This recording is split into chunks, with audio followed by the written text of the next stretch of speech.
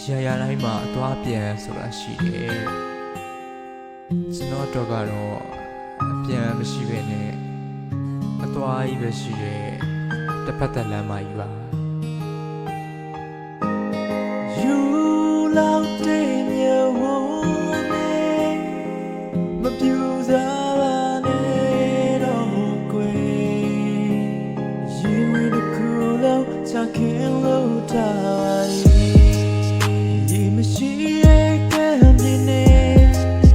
နေမရှိတဲ့ငါကပါယူလို့သွားခဲ့ရလေ